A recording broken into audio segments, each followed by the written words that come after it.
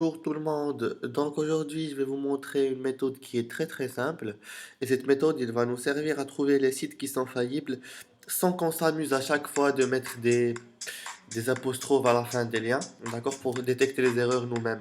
Donc pour éviter ceci, je vais vous demander d'ouvrir SQL Map. On a essentiellement besoin de SQL Map, donc on va le lancer. Ensuite, il y a une commande qui va nous servir de tout. Donc, premièrement, il faut indiquer SQL map. Ensuite, tiret de 6 deux fois dump, tiret de 6 une fois all, tiret de 6 g. Et finalement, on va indiquer le dork. Donc, pour les dorks, je vais vous indiquer un lien qui va être sur la description. Sur ce lien, vous allez avoir tous les dorks qui sont disponibles. C'est des nouveaux, d'accord? Donc, vous allez voir ceci sur la description. Donc, je vais continuer. Moi, je vais utiliser un dork que c'est mon favori.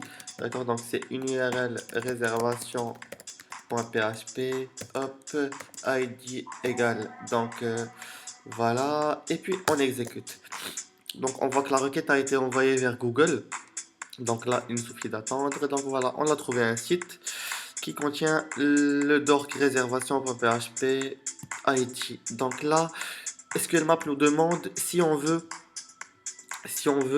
tester ce site pour voir s'il y a une faille dessus. Donc moi je vais dire oui, yes. Là, hop, ça charge, ça charge. En fait là, ça nous permet d'éviter de mettre chaque fois sur des sites des apostrophes. Et en plus, à chaque fois que vous terminez la requête avec, ça veut dire la demande ou l'exploitation sur un site, vous aurez un nouveau lien à exploiter. D'accord? Donc c'est ce qui est pratique en fait pour l'utilisation. Donc là, on voit que sur ce site Spring Rolls, on a trouvé une faille sur le paramètre ID. Là, SQL Map nous demande si on veut l'exploiter ou pas.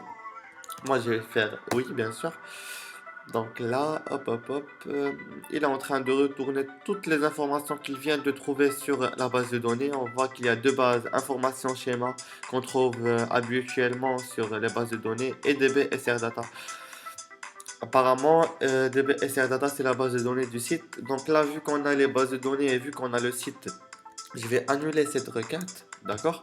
On a déjà le site. Donc, premièrement, je vais prendre le nom de domaine. Je vais le copier. L'URL, plutôt. D'accord? Hop. Alors, je me suis habitué au raccourci du clavier. Donc là, copier. Et puis, on va utiliser la méthode qui est on va dire traditionnel de l'utilisation de SQL Map. Donc c'est SQL Map, puis pour indiquer l'URL, on fait un hop, entre double côtes, on colle le lien, voilà, excusez. Et finalement, on indique DBS. Vous allez vous rendre compte que les bases de données que je vous ai dit tout à l'heure sont les mêmes. Donc DBS, et voilà, on a deux bases de données, DBSR Data et information schéma. Donc là, on va continuer. Donc D pour indiquer la base de données DB SR data. Ensuite 2-6 tables pour extraire les tables qui sont disponibles sur la base de données. Donc là, on a environ 8 tables, effectivement. Donc cette table, elle me paraît très intéressante. Elle peut contenir des informations, on va dire confidentielles, mais on va découvrir ceci ensemble. Donc voilà. Parce qu'apparemment, c'est la table qui contient les commandes des clients. Donc, c'est très normal. Donc, on va mettre un T pour indiquer la table EC order. Ensuite, on va mettre deux tirets et columns pour extraire les colonnes qui sont disponibles sur la table EC underscore order qui est sur la base de données DB SR Data. Donc, on va valider. On va attendre quelques instants et voilà, on a toutes les colonnes qui sont sur cette table. La table EC Orders. Donc on voit langue, adresse, card holder name. En fait, là, je vois que ces tables elles contiennent des cartes de crédit, mais je pense que les numéros de cartes seront un peu cryptés. Donc on va découvrir ceci ensemble. Hop, pour la colonne, c'est CC num. et dump. La commande dump, elle sert à extraire toutes les données de cette colonne. Donc on va voir. Donc comme je disais, là c'est crypté. Je vois que c'est un cryptage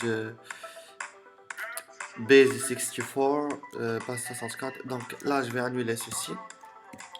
On n'aura pas besoin de ça. Moi je m'intéresse plutôt aux adresses email. Donc il y a aussi la colonne email. Vous pouvez voir ceci. Colonne email. Hop, voilà. Donc email et puis dump. Et vous verrez qu'on va prendre toutes les adresses mail qui sont disponibles. Ben voilà, il y a environ 71, ouais, 71 adresses email.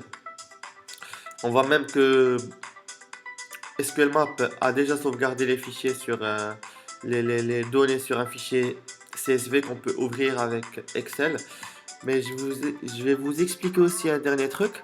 En fait, on peut extraire toutes les données de la base ou bien de la table qu'on veut. Donc, vous pouvez voir, par exemple, ici, on a indiqué la base de données.